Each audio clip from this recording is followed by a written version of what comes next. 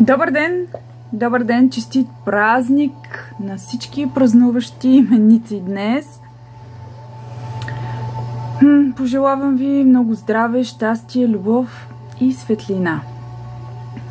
И вече е ред на четвъртата Бахова есенция. Да разкажа за нея. Днес е ред на червен кантарион. Това е есенция за хора, които не могат да казват не. Предпочитат да потискат себе си, да избират другите, или може би не осъзнават, че потискат себе си, защото когато човек не може да каже не, то е ясно, че тормози себе си, нервира се на себе си, че не може да отстои себе си.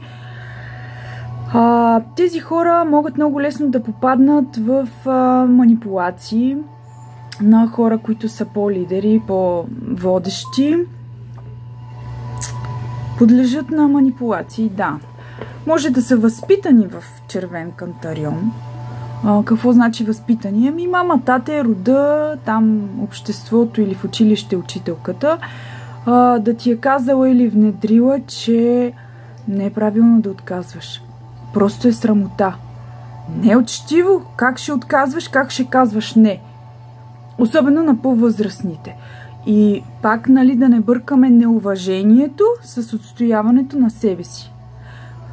Когато човек избира първо себе си и най-важното нещо още от малки, нашето семейство би трябвало да не учи да избираме себе си. Как ти се чувстваш?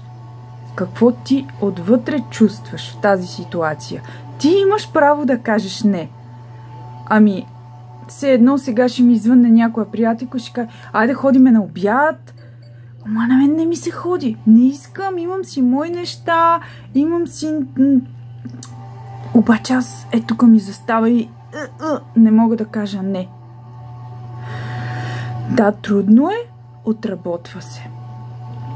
Когато се приема есенцията, просто човек осъзнава, че в момента, в който не може да отстои позиция и да каже не.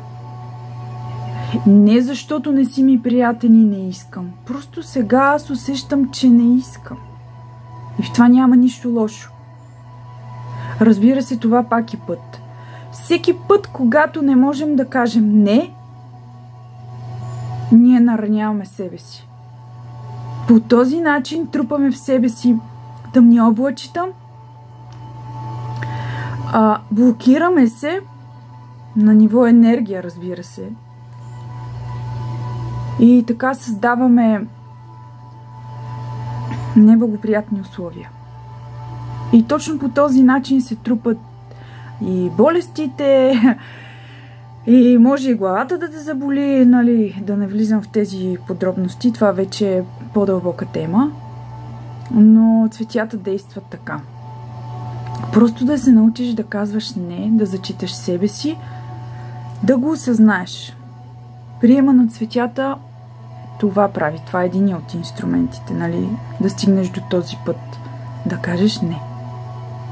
И пак казвам, това не те прави невъзпитан, неуважителен и незачитащ. Изкривено, но факт, много хора не можем да казваме не. И то пак пласт по пласт свалят цветята. Докато се оголи нашата душа и бъдеш себе си. Но наистина олеква, облегчава. Защото аз лично познавам доста хора, които той им личи, че не може да ти каже не. И защо? Заставаш и казваш, отстояват се. Не искам, не мога. В това няма нищо лошо.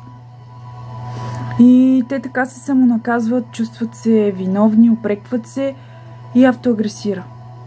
Всичко автоагресира. Пак всичко, което правиш, го правиш на себе си.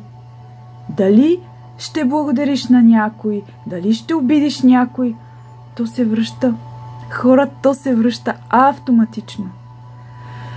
Каквото и да правиш, го правиш на себе си.